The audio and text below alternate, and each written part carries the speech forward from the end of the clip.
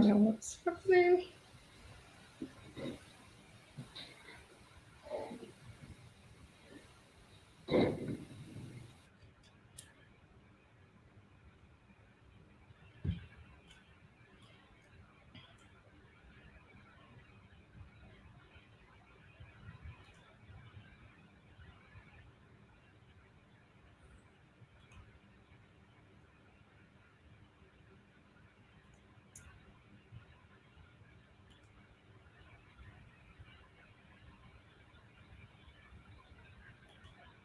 Okay. So we are live apparently on Twitter, maybe not on Facebook, but we are live here today. It's been a very chaotic behind the scenes for me, but we're here and we're ready, and we're with Dr. Crystal Newby. Hello. Thanks for having me. Of course. Okay, are you an NACAC person or a NACAC person? I usually say NACAC.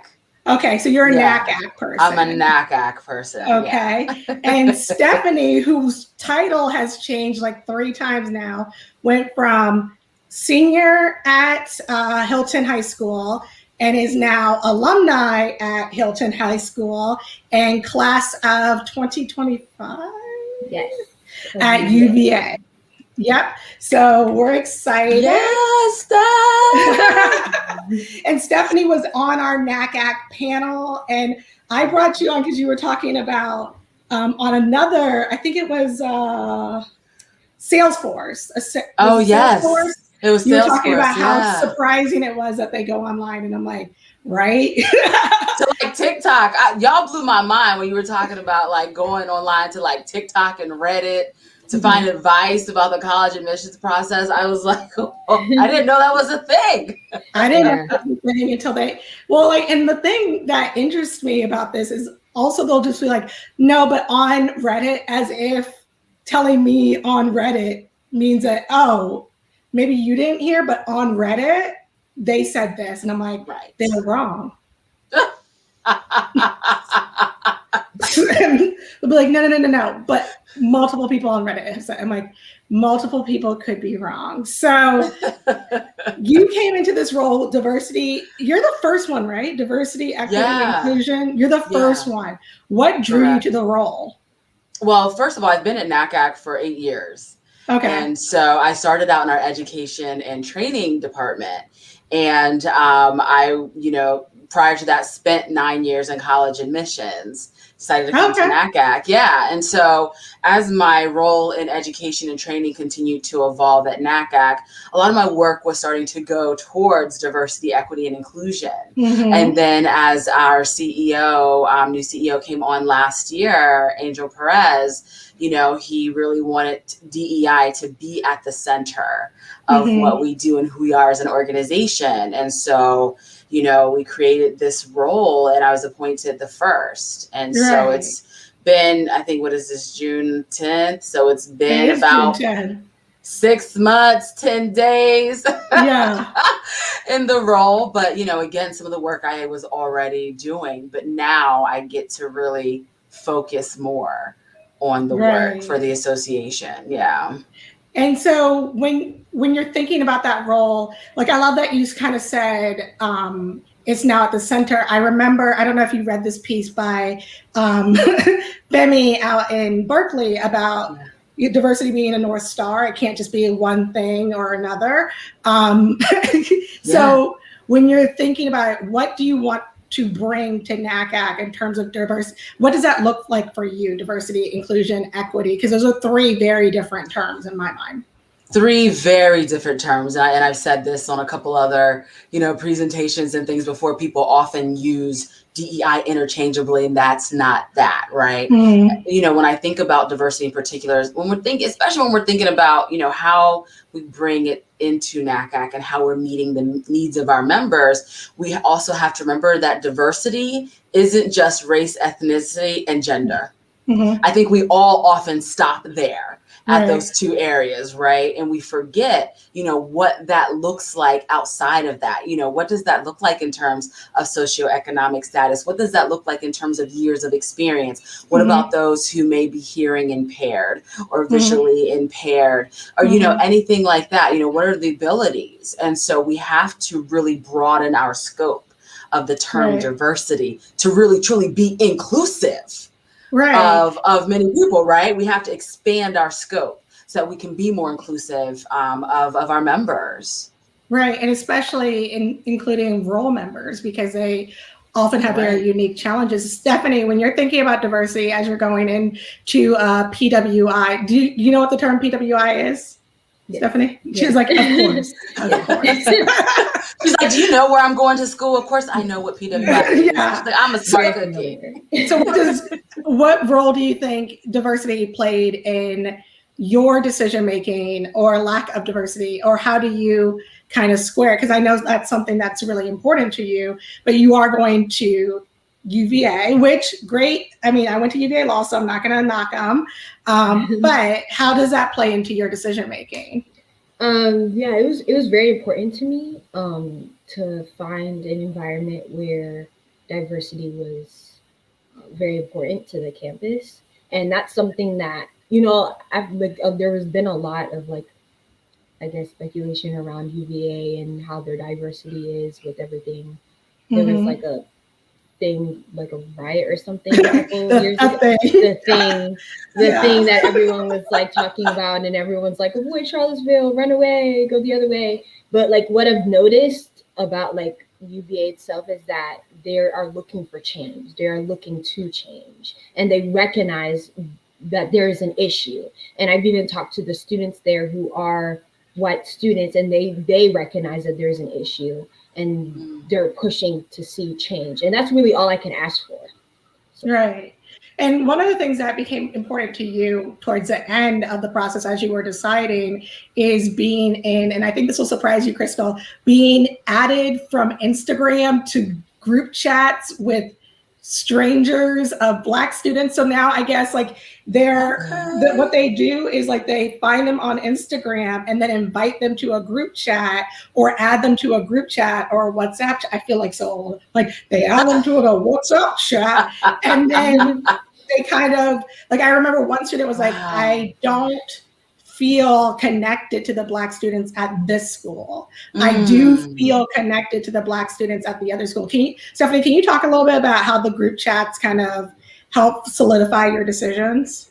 Yeah, so I'm not too big of a group chat person in general, but when it came to college admissions, I definitely did try to pursue it more. And yeah, these pages, you can't escape from them. They will find you and they will add you to the group chat. And then there's multiple different platforms. UVA uses Patio and then Discord. And then there's a group chat for everything. There's a pre-law group chat, every little subsection that you can think of. And then there's even like a Black UVA page, Instagram page, where we're all invited to basically send in a picture of ourselves in a small bio. And then that's how I've gotten to know a lot of the students there. And then in our group chats, we could talk about whatever we want. Like a lot of people have talked about like their financial aid and what they've been struggling with, and trying to we've been trying to convince each other to actually go to the school, because of course you have the people who know they've been going to the UVA, and then there's just people who were in between for a while up until May 1st. So I think it's definitely very encouraging, because then you feel like you're not all alone, because when you just go to the main UVA class of 2025 page, it's just the same kind of type of people that I'm not really familiar with. So it was very intimidating, because I was like, oh, I feel like that's all there is. But then when I go to these group chats, I feel like I can relate to those people, even though they might not necessarily be from the same area as me. And I think, go ahead, Crystal. I was going to say, it's interesting, Stephanie, because I also went to a PWI. But listen, this was also back in 2000, okay? Literally before you were born. Literally before Stephanie was born. Wait, that's right. Stephanie, you weren't even born yet. She wasn't born yet. Wait, Stephanie, when I was 03. Oh! I just graduated high school. Yeah.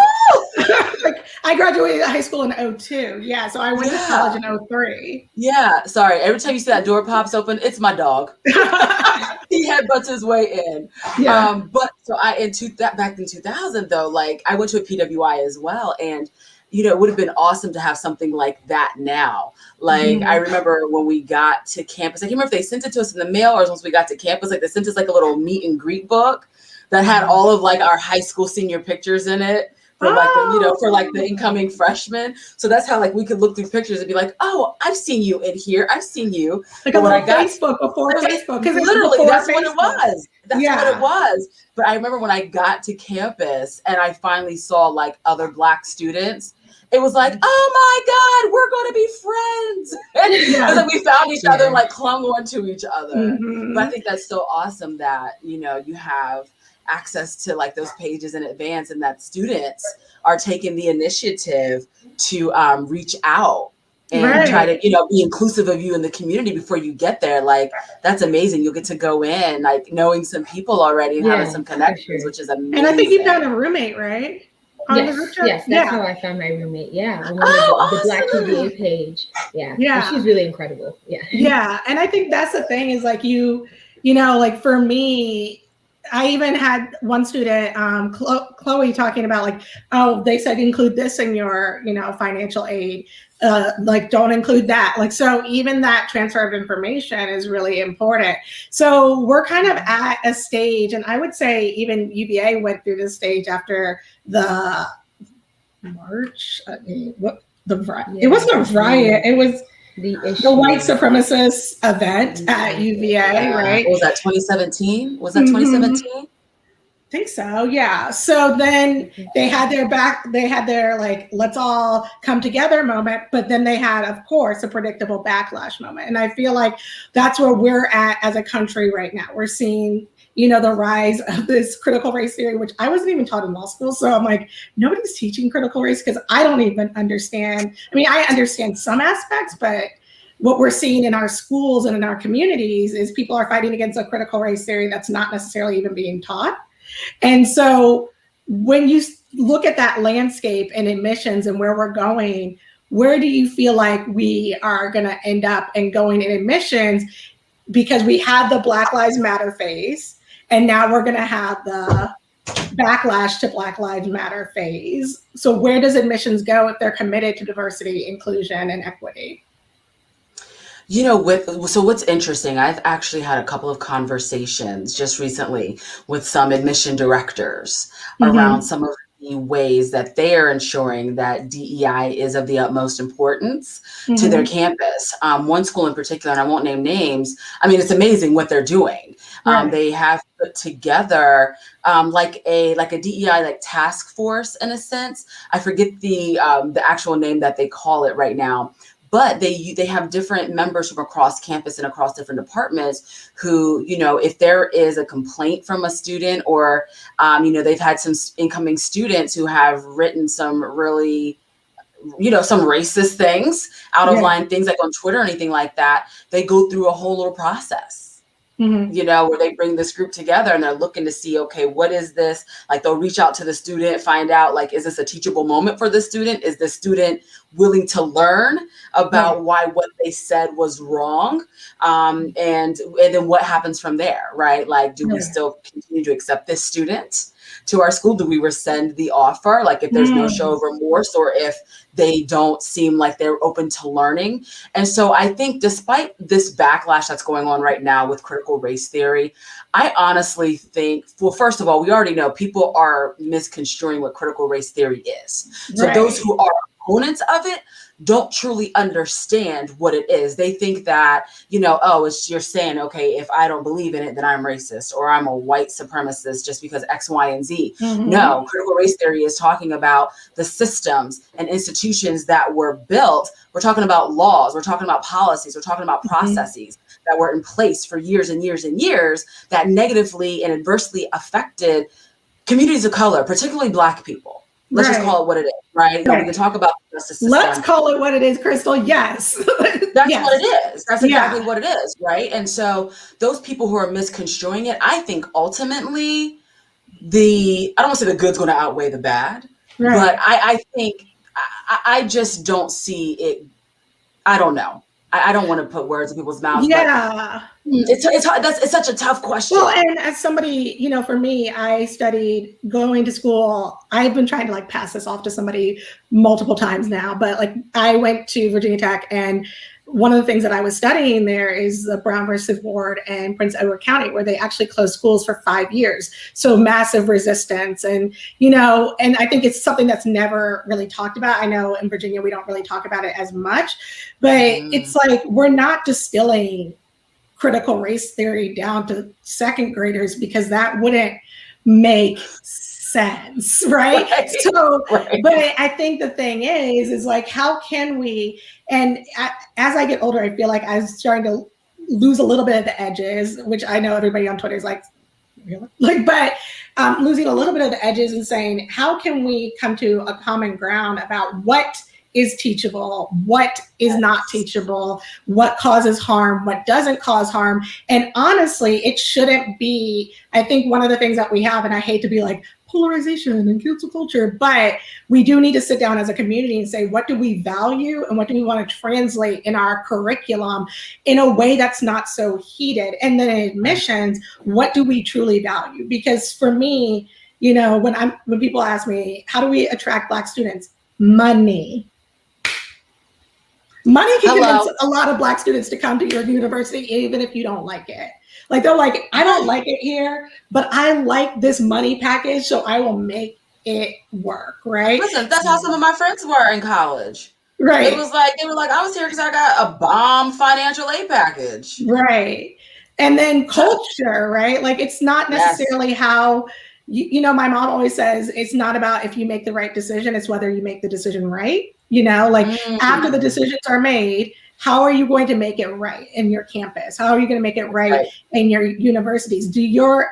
Let's start with, does your admissions team look like the students that you're trying to attract? And if not, why not? Because it doesn't make sense necessarily if you're prioritizing for your team not to look like your priorities, right? Stephanie, when you're, I don't even know where I'm going with this now. I'm like, I just lost it. But Stephanie, do you have any reaction to what we were just talking about?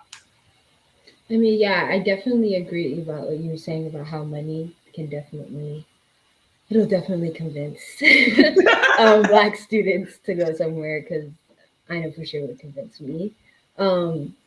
But yeah, I agree with everything that you guys were saying. I think, like you were just saying, the admissions team definitely needs to look like who they're trying to admit. And there just needs to, I feel like there's a lot of conversation going on right now, but then, because I feel like this is a time where we're becoming more comfortable with having these conversations out more on the forefront, because I feel like there's always been these conversations in the background, but they've always been just pushed aside like white noise. But now I feel like it's the forefront, and now I'm kind of like looking forward to seeing how these discussions and conversations turn into actions, and what exactly that would look like, because I feel like it's such a complicated problem to solve. It's very complex, and I think it'll take a lot more time than most people anticipate. It's not like you change one thing and all of a sudden things come together, because there's going to be a lot of distrust. Because I know if, like, let's say I was going to be applying to college in the next 5 years and then these actions are taking place, I probably wouldn't trust it. I would then say that you're just doing this to avoid this cancel culture that's been going on. Because anyone can get canceled. I could probably get canceled in 2 seconds. I'm getting canceled. Yeah, like anyone, like everyone is being canceled at this moment. So I feel like there's going to be a lot of distress between Black students and these institutions that are genuinely going to try to make change. But honestly, like, if I was applying in the next 5 years, 10 years, where these actions are occurring, I probably still wouldn't trust it, because I'm like, how can it be one way for so long, and all of a sudden now you guys want to change? Like that's going to be, I'm going to be skeptical of that for sure. Crystal, what's your reaction? So, Stephanie, to your point, talking about this is work that has to be continual. It can't be just a one and done thing, right? Like it can't be performative, as we often say. I feel like right, because we were just talking just yesterday. We had one of our Anti-Racist Education Institute sessions, and we were talking about in it that, listen, if this work were easy, we wouldn't have to do this. Right? We wouldn't be having these conversations, but we're always going to have these conversations. And I think we're going to continue to have these conversations until everything that we need to happen is just commonplace. Right. And that's going to be a long time. Yeah, it takes a long time to build, so it takes a long time to dismantle. And I think that's the thing is, like, right now we're also seeing the daily backlash from people. It's so funny to me. I'm like, these economists who don't know my students, have never worked with my students, all of a sudden have opinions about my students and are all of a sudden advocates for my students when it comes to test optional, right? It's like, it's not going to work and blah, blah. And it can't be this one thing. And I'm like, I don't feel like any Black person, admissions officer or Indigenous or Latinx are saying it's one thing, it's Jenga. Like, we push out test optional and the whole structure falls, right? It's a deliberate misinterpretation of the policy. And yet I do think that there are some admissions professionals who are maybe hoping that if I push this test optional block out, maybe that's going to clear the whole thing and I can start over with something more diverse. So when, the one thing I loved is NACAC took a stand and said, optional means optional. And then, you all are working on getting like a common voice and kind of like, even though we are different, common ground, like where can we build it? What's your response to the sudden wave and reaction by some people outside of the profession trying to say you guys are getting rid of something that's really good for Black students? And in particular, I remember on the NACAC conference, which is coming up, y'all, but the NACAC conference, you said, you were asking Dr. Kendi, can you be anti-racist and accepting the test at the same time? So what are you thinking in terms of that, where admissions professionals are going, and some other policies that you think are in our horizon, especially since COVID really pushed a lot of people off the test optional edge? Absolutely. And starting with what you just said with COVID, because it pushed a lot of people that way, I think institutions are finally realizing, like, oh, we could have been doing this. This is something that could have already happened. Let's be real. The admissions process, and I come from an admissions background, is archaic. Right. It is archaic. So being test optional or test free, let's just talk about that, because those are different. Very different. They are very different. Test optional versus test free. I think when we get to the test free, we can have some really good conversations, but I think it's a start. And I think by starting there, admissions offices have to continue to look at the rest of their processes, and not just the admissions office too. We were talking about money earlier. What does that look what does that look like for financial aid? What is that process looking like? Let's talk about scholarship award displacement.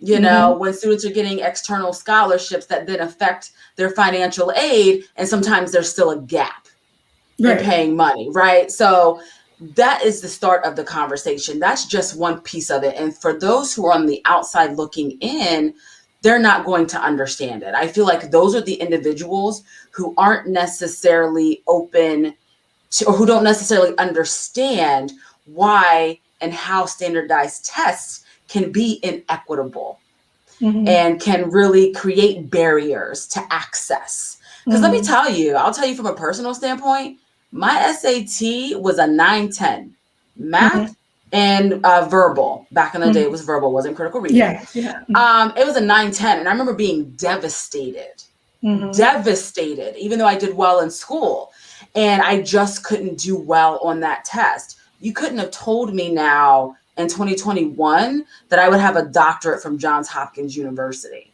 Like, you wouldn't have been able to tell 18-year-old, 17-year-old Crystal that.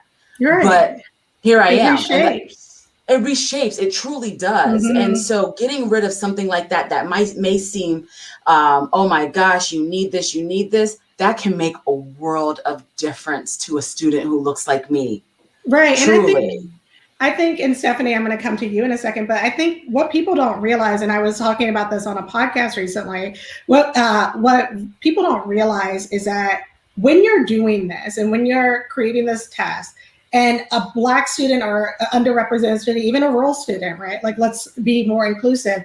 Students that don't necessarily have access to prep and know that they don't have access to prep, and they sit down and they take that test, and they see questions that don't feel familiar and they don't feel great, and then they get a report back from College Board that says not college ready. It's something that's already in their head. Like, I'm not college ready. What if I'm not ready for college? And then that score makes them think, wait a second, I'm not ready. And, I was talking to somebody and I said, what do you think happens? They're like, oh, they get the score and then they, adjust the list. And I'm like, well, and as somebody who's worked with affluent, overrepresented pools, white students, that happens in white communities. That does happen. You usually just adjust your list.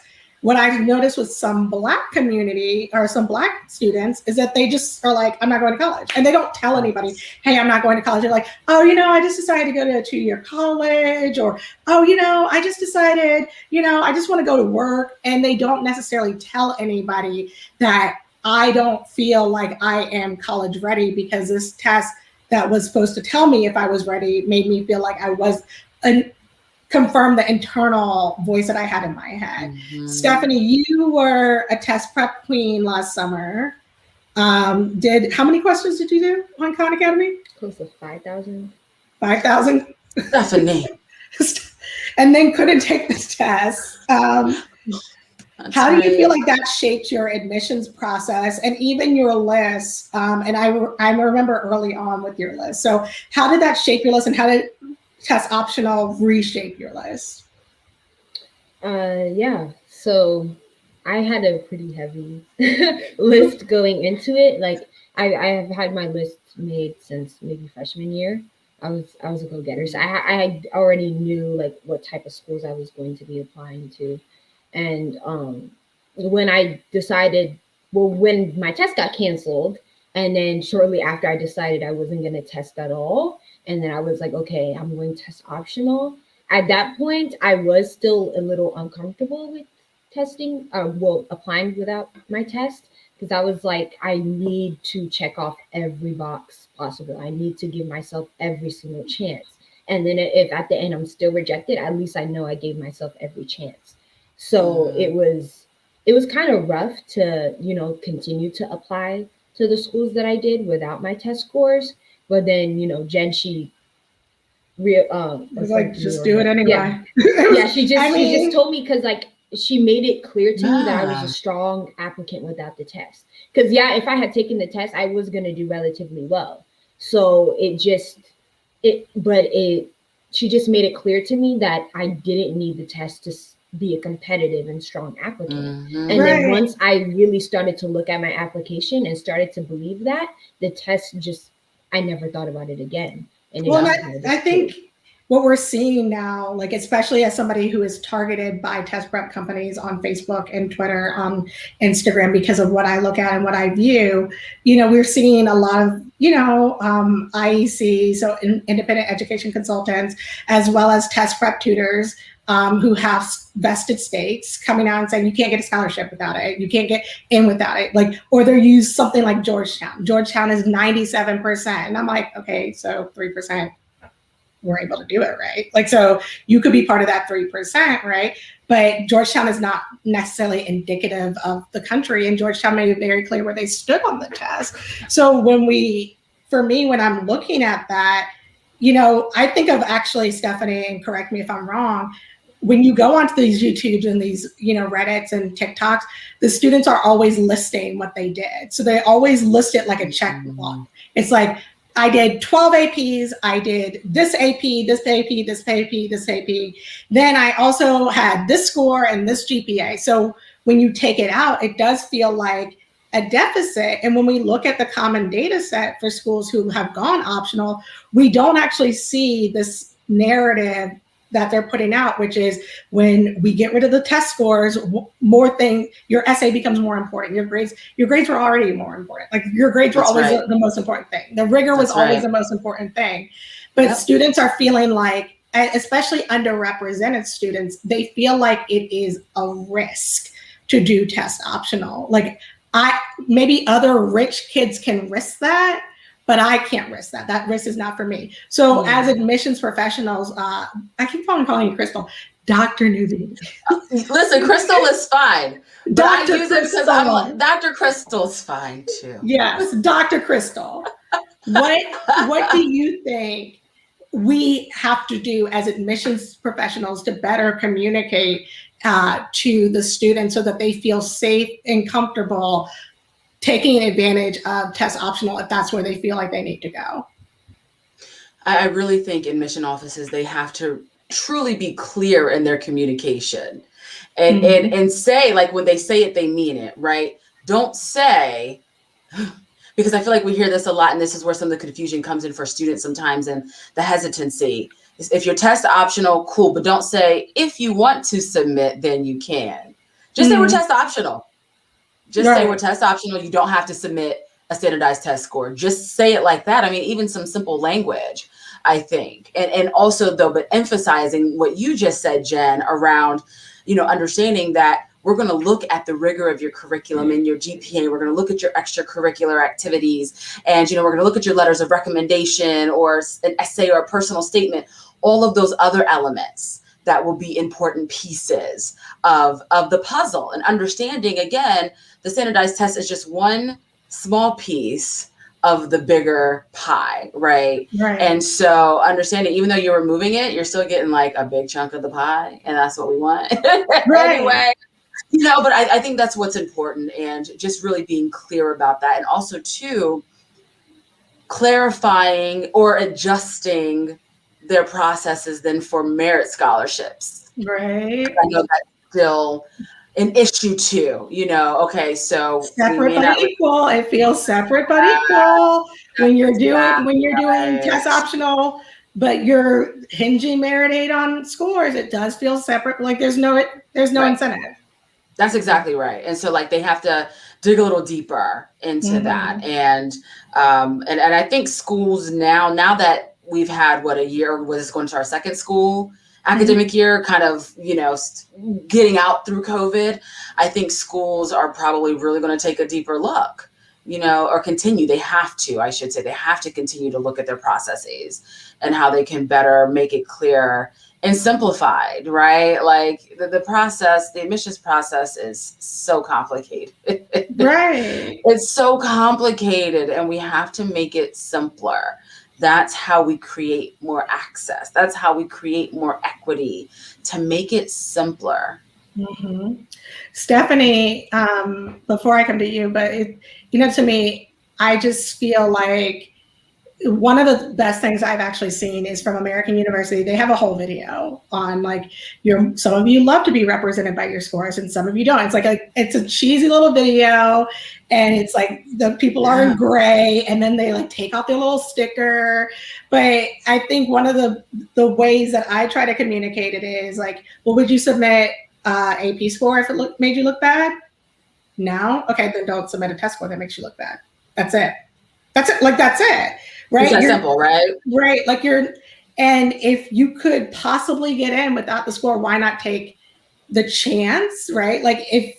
But also this idea that the test prep industry has put in, that a test score, and you've been in admissions for 9 years, so you can confirm, a test score, I was taught, a test score can make up for an academic deficit, right? Like if you have a low GPA, then you could just take this test.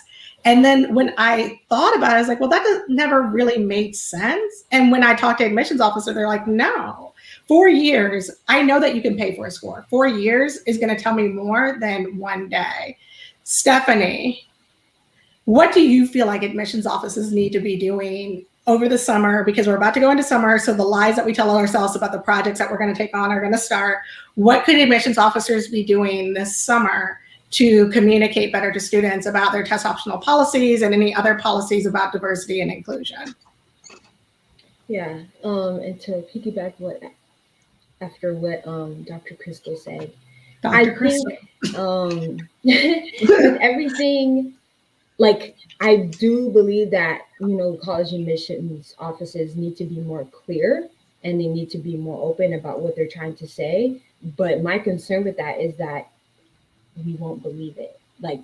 I'm very skeptical of what these big organizations and institutions have to say. And I know when I was doing my research, I could read things all day long on their websites, and I would have very hard trouble believing them. And that's why I think, although they can be as clear as glass, I don't think, especially in the Black community, that we're really going to trust them, because we really have no reason to trust them after everything. So I fear that they can have genuine intentions, but we can still have this huge distrust that's going to keep us from actually going through with it. Because I can tell, like, people are still going to be very, very anxious about going test optional, because they're like, okay, that message is cool, I get it, but it doesn't apply to me. Right. Because that's what that was the position I was in. I was like, test optional, that's great. I think that's incredible, but that doesn't apply to me. I still need to take this test, and I still need to get this number, because I'm not gonna take that chance. I don't feel like it's worth it. And plus, I also had this fear that I was going to be compared to someone who did have the score, and them having a score was going to make it look like, okay, they were confident enough in their score to send it, but she wasn't. Where's her score? That was very fearful. And I think that's a fundamental misunderstanding that is deliberately interpreted, like that the students are actually put. It's like the people believe. I'm like looking around for paper, but people do believe like it's like, okay, Stephanie, let's choose your sister's name, Stephanie, Amy. It's like, but that doesn't. And it doesn't happen like that. That doesn't happen like that. And now I know that. Right. And so one thing I would say is, and I'm actually going to just test out an idea live with you, Stephanie. What about if colleges had students from underrepresented populations saying, I got in, I applied test optional, I was worried, this is how I got through this, and look, I'm here. Here I am. I got accepted. Would that be something that would be compelling to you, Stephanie? I think it would be extremely helpful. Like, I can use my sister as an example. Now that I've, applied test optional, and now that I've gone to the schools that I did with test optional, she hasn't thought about the test not once. But during this time period, like this time last year when I was doing it, all I could think about was the test.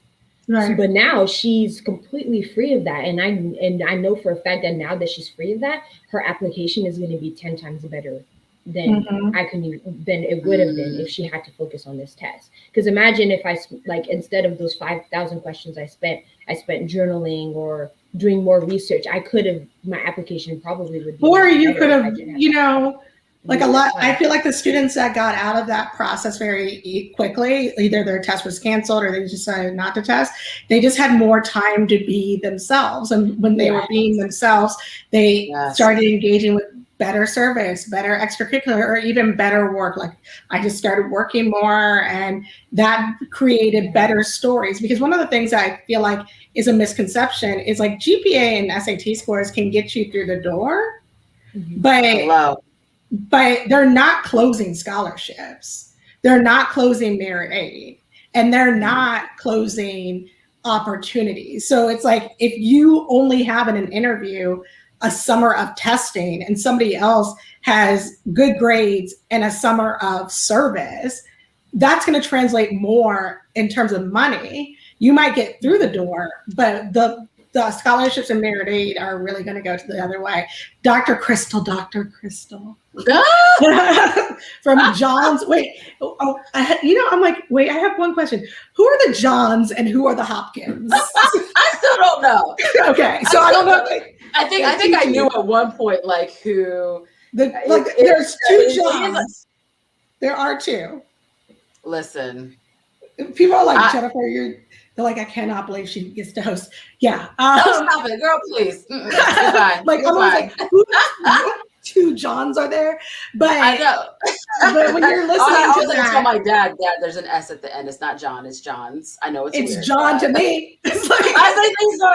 Okay. So when you were working in admissions, like what are some of the things that you felt like were valuable to students? And what do you feel like after post-COVID, not like what are people looking for, because it's not formulaic, but what are things that we should be valuing and that admissions officers tend to value? Yeah, so gosh, it's, I worked in admissions for 9 years, but I've worked at NACAC now for 8. So I've been doing this for a long time, and I haven't, reviewed an application in a number of years. But, I remember kind of in my early years before I transitioned to NACAC, one of my institutions where we worked, we always talked about, the whole person. Mm-hmm. and looking at the whole application. And so that's important, right? And at the time, listen, we were still looking at test scores because, again, that's what it was, right? That was the process back then. And that's been some time ago. But I think now, post-COVID, I think it's so important, that admission offices, and I do believe more are doing this, especially as I hear it kind of anecdotally from colleagues in the field, and even through, venues like this and things like that, that it truly is about looking at the student and what the student can bring, right? Like, we have to change the mindset that this process is focused on the institution. It needs to be student-centered. This process has to be student-centered because institutions want these students. But it's like, what are you going to do to woo the students? What are you going to do to demonstrate that you're going to offer the support, that students need, especially then once they get there? Because we keep talking about this, like, you get your foot in the door, right? But then it's a whole other game once you're on campus. And so admissions offices have to think about that as well. I think gone are the days, like when I started out in the profession, it was like, okay, cool, I'm that office, we help get you in the door, and then, student affairs takes it from there, or, academic advice, things like that. It really has to be a collaborative effort. All parts have to move at once. All parts have to when you're trying to attract students, because you want the students who are going to be contributing members to your campus community. You want the bright and shining stars, and you're going to miss out on some amazing stars if you continue to do some processes or do some things the way you continue to do them. Yeah. Stephanie, I mean, I don't know if you wanted to make the Marvel reference. Oh, please. I love Marvel. Please, Stephanie. Yeah, make Stephanie, the Marvel reference. Did you want me to do it? Did you want me? Okay. No, because I just started watching Marvel after WandaVision, so now I have to incorporate it into everything. I think I saw you say that on Twitter, and I was going to say, girl, where have you been? I was like, guys, did you all know that there's so many movies? It's like a universe. But I think that's the thing. If there's one thing I feel like admissions officers could, like, now that I'm a Marvel expert because I watched all the movies and finished them this year,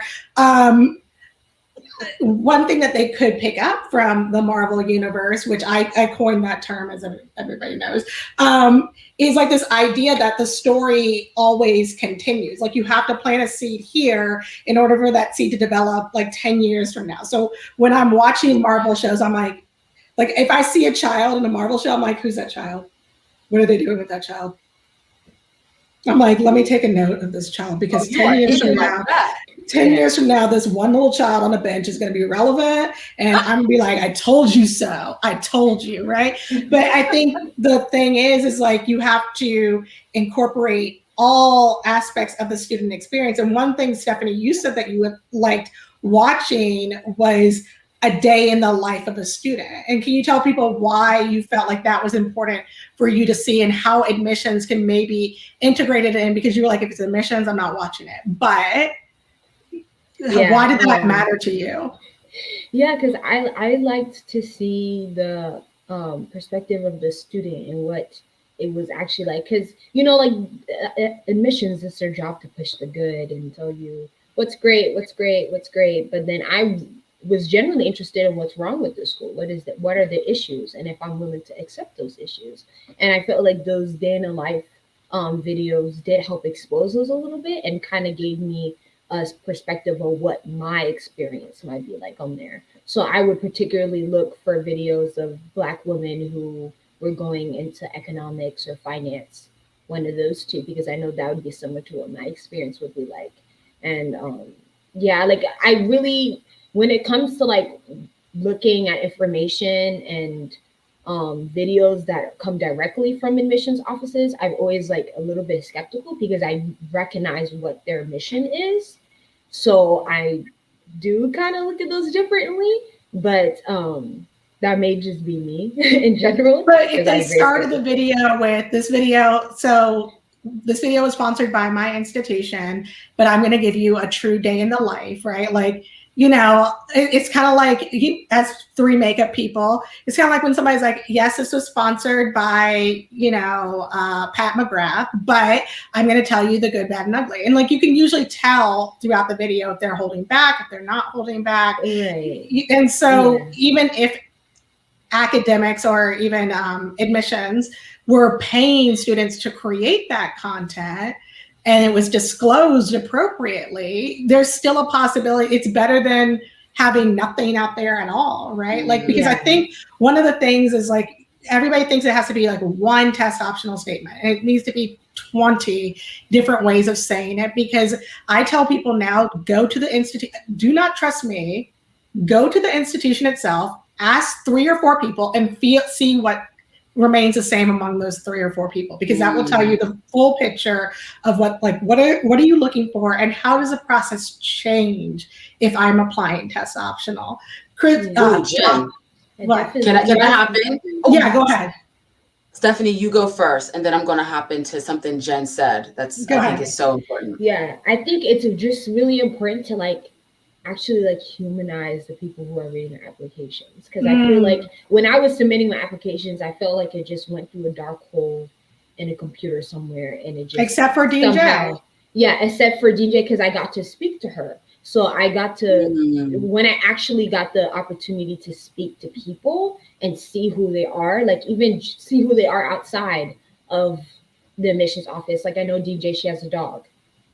Something simple as that. Like it's just like be able to humanize that these are actual people who like can have emotions and feel, and they're not just like, oh yes, no, you know, like I feel like that would maybe help a little bit, because seeing those statements and words on a website doesn't really do it for me. Dr. Crystal.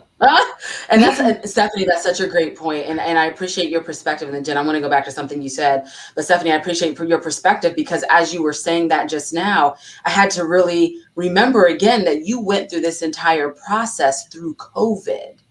So you never got a chance to meet an admissions representative that may have come to your school for a high school visit, or go to an in-person college fair and meet an admissions representative. Like those are all the things I used to do. And so it took me a second. I was like, that's right. You did this in the time of COVID. And that's what. Can I interrupt for a second? Even yes, please. Time of COVID, the admissions reps weren't ever going to her school.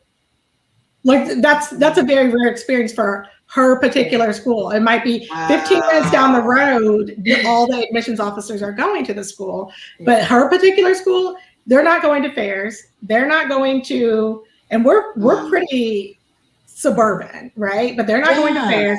They're not having reps come. They're translating information through group chats. I met this person. I went on this blah, blah, and that's it. And that's how they're making decisions. But Dr. Crystal, you had an insight.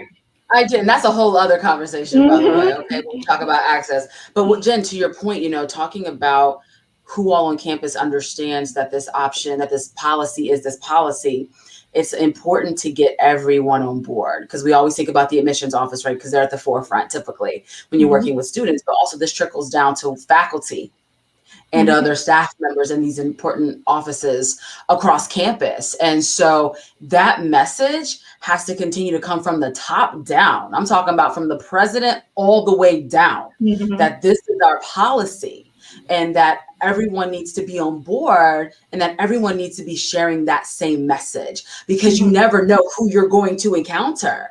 You know, you might meet somebody, you know, randomly in a store or somewhere like that, that's, you know, an administrator or a staff member of a campus, and you might, that stuff comes up in conversation. What are they going to say about it? Right. Or you might know somebody who knows somebody. Well, I heard so-and-so said this about the campus, you know, or about the policies. Like, everyone has to be on the same page. So, sorry. And they also have to understand it, right? Because I think, like, when I was, a lot of the people, you know, I saw that tweet that came out that went viral, and it was like, essays are really, inequitable, and they're more inequitable in the SAT, and I told you so. And I'm like, first and foremost, you didn't tell me anything, because first and foremost, we're assuming that Black kids can't write, and let's just make sure that we are aware that you're making that assumption and Black kids can, and they probably actually write, like, they tend to write better essays than most. Second of all, we're assuming that the essays that are coming in with all these high,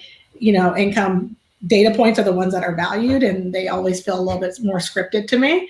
That's two. But then third of all, it's assuming that your essay policy at your school. And, it was ironic to me to see somebody going to a school with, I think, 8 supplementals talking about how it is inequitable. And I'm like, have you told your own institution that, right? Yes. And nobody's also saying, let's keep the essays. I think we're constantly trying in admissions to fix something, as opposed to being like, what if we just started over and asked the faculty, what do you need for a student to be successful? Let's assume nothing. Let's assume that none of these things are coming back in. Let's assume that the essay's not coming back in. Let's assume that the scores are not coming back in. APs are not coming back in. What would make a student successful here? And sit down with the faculty, understand their biases coming in, and imagine a new system that may look completely different, but is still accessible, right? And I think it's difficult when you're trying to fix a broken system. But, somebody said to me, like, so you're going to let them just do essays? And I was like, I need you to understand, if you give me a match, I will burn the entire admission system to the ground and start from the scorched earth. There's nothing that I feel has to stay in the system. And I feel like we all know that, but the one thing I always try to communicate to students is an admissions person can believe something, but they also have to get their president, their provost, and then their board to believe it as well. Because you cannot believe in isolation in an institution. That's just not happening. And to take it a step further, Jen, like, we need to talk to students that have graduated. Mm-hmm. What helped them through this process? Like the ones that even graduate from the university. So in addition to the faculty that you said getting together about what they need to create student success, ask the students. Ask the students the minute they enroll, just start asking them, what did you like? What did you feel like was a burden? Like, at any point were you considering not applying? What was the thing that made you consider? And I think somebody said, I forgot where it was, what questions are we constantly getting and hearing? Maybe it was Tony from St. Mary's. That sounds like a Tony. So one of my baby dolls. I love Tony. Right. But what are we seeing repetitively that we're getting questions about that we could start over with? We're running low on time, but post-COVID, Dr. Crystal, and you know what, let's also in this question, Stephanie, I don't know if you want to say your favorite Marvel movie after this. I'll let you, Stephanie, Black Panther, just say Black Panther. So I know, I was going to say, I was like, do we really have, come on, I have a Stephanie hasn't actually watched a lot of Marvel, so I'm just like, Stephanie with Marvel, and I'm just playing with her, but I completely forgot my question. Oh, what are the trends that you're seeing as you interact with, because you're in a very unique position where you're interacting with a lot of admissions professionals. What are some of the trends that you're seeing for the next year? And what are the things that they're considering as they reshape admissions after COVID? Oh gosh, that's such a big question, because I'm seeing, some of my colleagues who I know personally, or you see them posting their information. It's really great to see some of the changes they're making. Like when you said Tony Sarda, I was thinking him immediately around test free, making that happen. And I remember he and I talking about this several years ago. Mm-hmm. Even when he was at his prior institution, and so I see that more schools are trying to be more thoughtful around the process. Mm-hmm. I know I've said it in this, several times, that we have to rethink, we have to reimagine, because it's archaic. I think schools are really going to start to get the message now, because you have to, especially if you want to continue to have diverse classes of students, and you want to tout yourself as being an inclusive and equitable institution, then you have to demonstrate that. And you have to pay a cost. I always say, everybody wants equity. Nobody wants to pay the cost. It's like, I want equity, but I also want legacy. And those two things might not be in alignment. Like and someone just got rid of legacy. An institution just got rid of legacy admissions. Oh my gosh. Was it? Wasn't it a whole state got rid of it? Somebody did. That's going to drive me crazy. There was a whole state that Colorado, I think it is. Was it Colorado? And I'm going to look it up while Stephanie's talking. But Colorado, I think, actually just outlawed admission. So hold on. Yeah, because was it them? They ditched the SAT, ACT, and banned legacy. That's so they're like, I feel like Colorado was like, California, that is so cute what you're doing here. How can we go a little bit bigger? So, and I think that's the thing is like, you kind of think of it as, the one thing I think is beneficial about this process this year is this is the first time ever that kids actually know what test optional is, because we, as Virginia, we had George Mason, Christopher Newport, James Madison, all test optional for years. And only the rich and elite kind of knew about that process, right? But this has been the democratization of test optional. So kids do know what it is. They do know that they have the option. Stephanie, I'm going to go to you. I don't know if you want to say Dr. Crystal, did you want to say your favorite Marvel movie? Oh, I mean, Black Panther, I cried in the movie theater. I'm still a WandaVision. I did see Black Panther. That's the only movie I saw, but I was like, guys, does everybody know his father's dead? Like, how do you all know that? Like, I remember in the theater, I was like, why is nobody else shot? And they're like, and someone's like, there was a movie before. I was like, oh, okay, like 2 or 3 That's movies. why. But see, listen, but at the end of it, honestly, Endgame, the final scene, I watched that clip. Yes. She knows a clip. Yeah. I will watch that clip over and over. I remember cheering in the movie theater as well. So Endgame, the final scene, and when you see T'Challa and the girls come through, it's Black people saving the day. I said it. No, I feel like I was like, I was talking to somebody, an admissions professional the other day, and I was like, how did you all you spent a year not knowing, at least I knew, right? I knew going in, they're coming. I was like, they're coming back. But Stephanie, I don't know if you want to talk about your favorite Marvel movie. My favorite Marvel movie is definitely Endgame.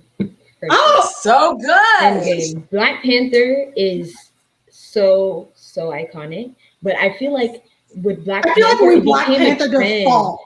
I feel like we all, it's like we don't need to say it's Black Panther. With Black Panther, it became a trend. So everyone was like, if you're not Black Panther, then you're you're against Black people in movies. And I was like, okay, but no. So Endgame has to be probably one of my favorites. But and when you're thinking about what you wish, if there was after test optional, if there's one thing you could get rid of, like Thanos, because look at me, look at you referencing Thanos snap. What would you Thanos snap out of admissions? What would you get rid of? Okay, I know exactly what I'm doing. I don't mind essays as much as you would think I do, considering what I went through with my essays. Yes, I remember exactly. I feel like I was so terrified that they weren't going to hear my voice, because I know I have such a powerful voice, and I was terrified that I wasn't going to be able to translate that onto paper, because I know if they were to get on a conversation with me like this, I would get into every single school because of how the energy that I just give through my words verbally. Yeah. But on paper, I was terrified I wasn't going to be able to do it. But if there's one thing I could just be gone, deadlines. The pressure of those deadlines. And the thing is, on Common App, interesting. Yes. Yeah, on Common App, it will tell you the date and the time, and then it's and it turns red and it turns these different colors, and those deadlines. And maybe we could just talk to Jenny about making it like a prettier color, like blue, calm. Something just like, it just, and then it gives you a day countdown. It's like deadlines. Yeah, I would get rid of the supplementals without a doubt. Like, I don't feel like I would get rid of the supplementals. I don't know if I would do video or series of, like, maybe even if you could do a voice note and recording of what you think in response, like, that's an option. You could do an essay, that's an option. You could do a voice note, that's an option. You could do video, that's an option. So, like, different translations of that. But if I had to Thanos snap, I would get rid of that. I'm going to say WandaVision is actually still holds a special place in my heart, because I felt like Marvel was like, who are the 7 to 8 people who have not seen these movies? Let's get 2 of them with WandaVision, and then we'll keep working on it, right? So, and then we'll have them infect other people, because Marvel is a movie, but it's also a disease that you pass on to other people. And then before I go to you, Dr. Crystal, I'm going to say the one thing, and because we're all makeup people, I want to make sure that we get this too. The one makeup thing that I would pull out of the fire, if out of all the makeup products that I have, it would be my Fenty drops, and new drops. I would pull that out of the fire right now. Although my Rare Beauty blush would be I would try to go back for that. Yeah. So, Dr. Crystal, if you could Thanos snap, what would you get rid of? And if you could get something out of the fire of makeup, what would you pick? Oh my gosh, the Thanos snap one, that is so tough. I mean, I like the idea of supplementals for sure, because Jen, as you were speaking and we were talking about the different ways that students can maybe share that information, and Stephanie, just like you said, you're like, I know I'm the bomb on camera, talking to people. If they get to know me, like, I know I'm going to crush it. That's a part of access. Right. That's a part of equity, right? Like, giving other avenues for students to be able to shine and showcase their talents and their gifts and their skills. So I love that. So I think I'm on board with you, Jen, for that one. And then for me, in terms of makeup, I think it would definitely be like my lip products, because I have to show you this. Okay. And this is just on my desk. This isn't including the big full bag of lip products that I currently have. Oh my God. Yeah. These are just like, these are on my desk that I keep like ready for a rainy day, and my mascaras and on my desk. Right. That, like, I mean, I would also pull out my blot powder that I brought with me to Stephanie's party, because it's always in the car. Well, the Fenty blot powder is underrated. I think Alyssa Ashley was like, you have to have, and I was like, guys, like, when she said that, I was like, I'm going to go get it, because Alyssa Ashley is almost always right. And once I got it, I was like, this is a game changer. Stephanie, what makeup product would you pull out of the fire? For me, brows are so important. They make it for me. So, like, probably like my brow pencil.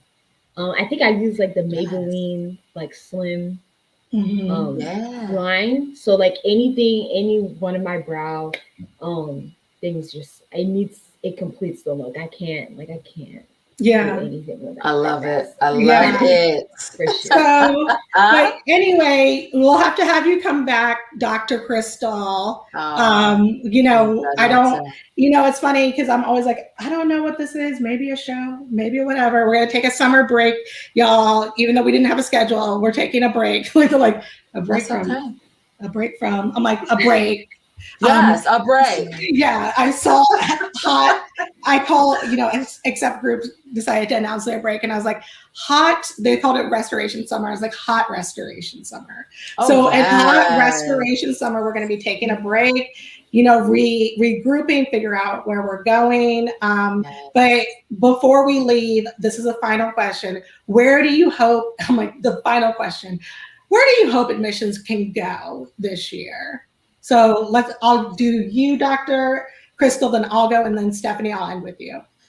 Yeah, I hope I say we, because I've been in this field forever. I just hope that we think outside of the box more and just think bigger and just think of really the impact, you know, we could have as a profession if we really truly imagined and got rid of some of these barriers, especially for our marginalized student groups. I hope that we go to more honesty, which is like, this is what we're actually looking for. And I also hope that we go to solutions that work. Because, you know, I was reading a report recently that said, oh, you know, like, we need to be leaders and we haven't always gotten it right. But I'm like, you know who gets it right? And Stephanie knows exactly what I'm about to say. You know exactly what college I'm about to say. Like, George Mason gets it right all the time. They get it right 90% of the time.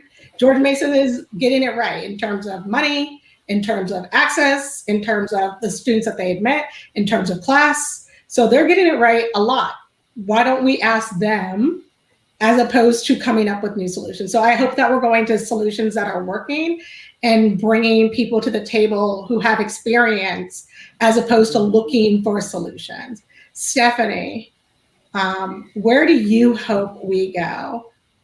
I hope that we start to listen and start to hear student voices, because they're there. They are definitely there. And I think that the only way to really find this big solution is to really listen and hear what we as students are crying for.